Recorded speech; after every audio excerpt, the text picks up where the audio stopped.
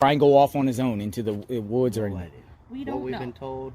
Well, based off all the stuff on the internet, do you think Brian killed Gabby? I don't know. Hello and welcome to True Crime Rocket Science, the most authentic voice in true crime. Right now, people want answers, and with the search for Diane Laundrie going nowhere fast, people are wanting, demanding answers. And as a result of this pressure, Cassie came out onto her lawn today and spoke to protesters for almost 20 minutes. I wonder if the TCRS videos, the last 3 videos actually on this channel, as well as the transcript posted just a day or so ago to Crime Rocket 2 about Cassie over the past 3 days, had anything to do with this recent coming out. Interestingly, this footage isn't mainstream media generated, it's social media captured. The protesters themselves filmed Cassie while questioning her. And I'm going to be drawing your attention to a vital question and a little micro expression somewhere in the video. But before we get to that, if you haven't subscribed to the channel, please do. Like, share, leave a comment, and let's get started. Have you ever seen Brian hit Gabby? No. Now, that question from one of the protesters is really important to go and look at on the video. It occurs with 13 minutes left of the video at exactly 5:52.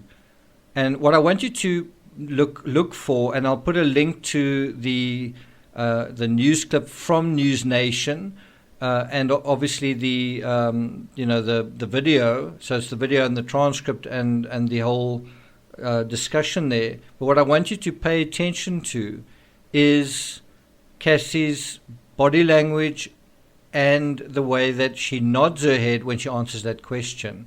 So she's asked, have you ever seen Brian hit Gabby? And she's got her hands folded, and she responds with a no, but with a slight nod of her head. And I've seen that exact body language before from Amanda Knox. Did you kill Meredith Kircher? No. Were you there that night? No. I'll put a link to that in the description, but the thing you need to pay attention to is Amanda saying no, but then the movement of her head. And now a few other cursory observations. James Likes, I don't know if that's the right pronunciation, but Cassie's husband made a point about, we can't even hear you guys outside, kind of smirking while he's saying that, while Cassie was saying the noise outside was upsetting their children, and that's kind of why they came out, because the children had been upset for 3 days. They didn't come out because of a feeling of pressure or a feeling that they wanted to address anything, but because their children were upset. That's really the reason why they answered any questions. And so you really get a sense that they really don't want to say anything. They don't really feel compelled to say anything. And then they ended up speaking for about 20 minutes. Now, although the protesters asked some good questions and some tough questions, especially from about the 5-minute mark, they seem to be convinced and satisfied by the end of the 18-plus minute sermon on the lawn. But you can't get away from the simple fact that Brian returned home without Gabby. They say that this never came up, that they never spoke about this, or that it wasn't discussed. It had to have been. The fact that it was on social media and that they were communicating so often, and that everybody knew about Brian and Gabby going off together, the fact that Brian would return home without Gabby was strange, suspicious, odd, not right, especially for someone engaged. And so this never came up. Cassie also claims somewhere in the interview that she wasn't in regular contact with her brother. Well, I believe she says, he's my brother that I don't talk to that much. But that's not what she said to ABC7. And in the short space of time after he returned from Wyoming, Cassie saw Brian the day he returned, and then again less than a week later. And who knows what happened after that. It's also interesting to point out that according to Cassie, the vehicle that Brian was in when he visited her with her parents was the Mustang. It's also interesting that Cassie says they once lived with their parents as well, if I understood that correctly, while Gabby and Brian lived there. And this is where it came up, this question that did you ever see Brian hit Gabby? Have you ever seen Brian hit Gabby? No. Have you ever seen him fight? No. So although they do double back on this a little bit to say that obviously, couples fight and sort of argue, you can hear from both of those answers that those are reflex answers. It's also interesting that Cassie says they once lived with their parents, as I say, and I think this adds some reinforcement to the idea that Brian's parents may have felt like Brian was simply next to get married. It was going through the same motions all over again, kind of following in Cassie's footsteps. So I do think they were supportive of the relationship and wanted things to work out. Cassie also says that Gabby was Aunt Gabby, so that role was already quite formalized. You see that? One can imagine if the couple came unstuck, there were a lot of expectations to deal with, especially on the home front for Brian. I do think it would have been a huge shock for Brian if Gabby, who'd been so dependent and perhaps couldn't be alone, said something to him like, "This isn't working."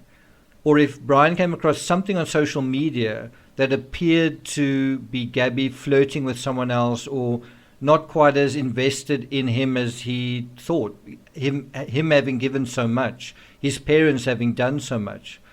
And just in a very basic way, she was a beautiful young woman. She was really coming into her own in the last couple of months of her life. She's a beautiful young woman, and her social media campaign likely did attract some attention, including unwanted attention from Brian's perspective that may have unsettled a jealous fiancé.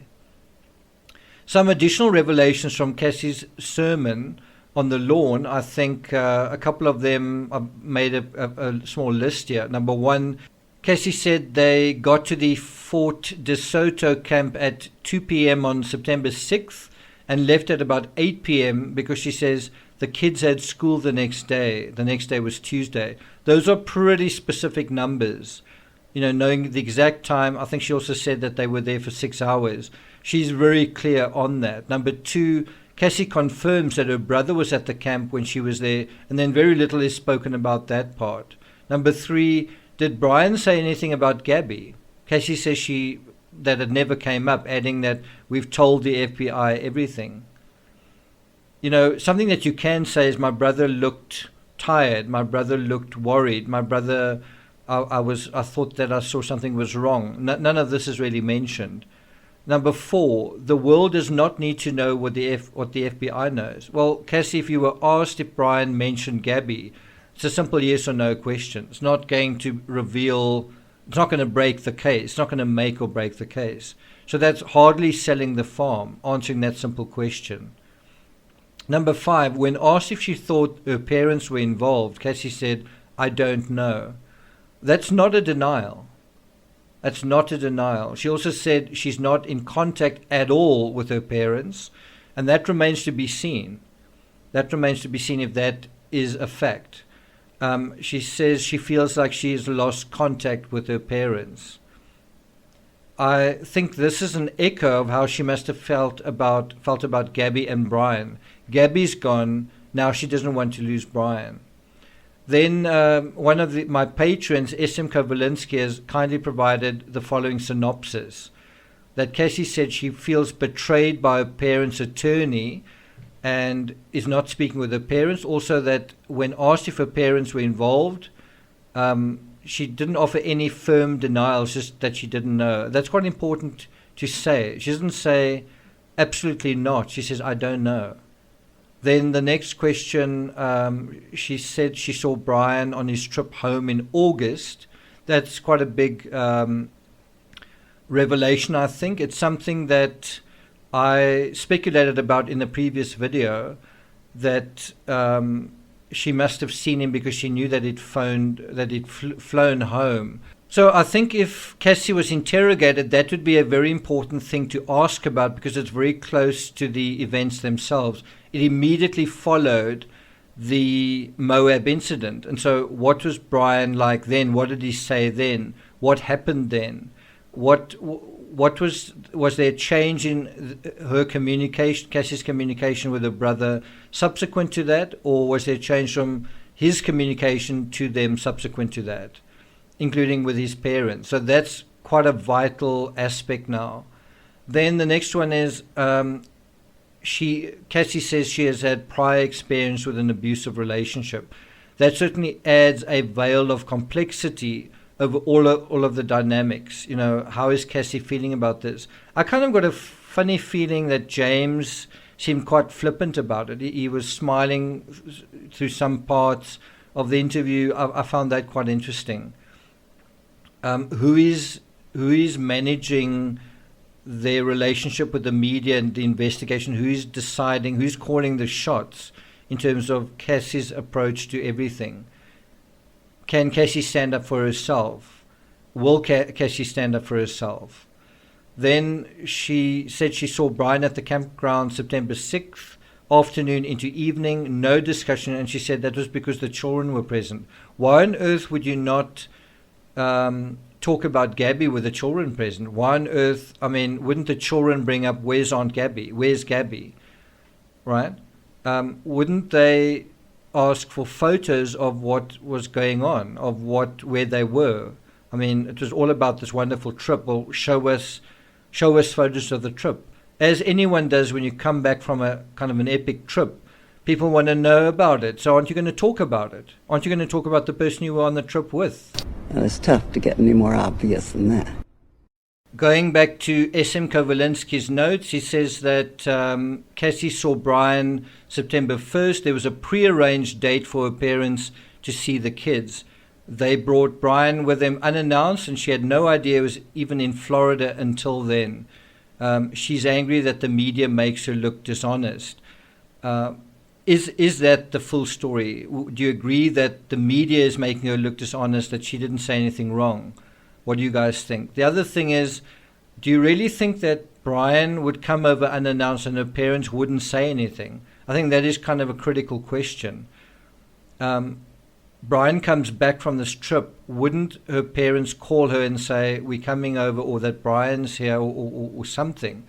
And, you know, if they came over, you know, what time was it? And didn't they have lunch or something? And wouldn't it be important to say, well, there's going to be someone else at the table, kind of thing? But that is, I think, quite important. Is that true or not? You know, did Brian come over unannounced or didn't he? I think a very important question that no one is asking is, where did Brian sleep between September 1st and September 11th? Would he have slept at his parents'? Bear in mind, he was already technically on the run. Or would he have slept at Cassie's home? I think that's a very vital question to ask. From the last point, it sounds like Brian's van wasn't parked at her home, but that the day he arrived, her parents brought him to see her. So, you know, that perhaps changes things. What is my recommendation in this? I think something similar to what happened in the Summer Wells case. We need to see these people polygraphed. We need to see Cassie, her husband, and Brian's parents polygraphed. It's a serious case, and you know we're not completely convinced about what is being said, and so let's do a polygraph and get some clarity on what is reliable and what isn't. I'm not 100% sure on what the legalities are in, you know, I think you can ask someone to do a polygraph. I don't think you can really force them to do that. So the question is, have they been asked? And I would suspect, certainly from the parents' perspective, because they haven't been cooperating, that they wouldn't cooperate with that. And so I think the next question to ask is, Cassie, will you take a polygraph and will your husband take one? I think that is an important question to ask right now, and I wonder what the answer is going to be. Thank you for listening, and I'll see you guys next time.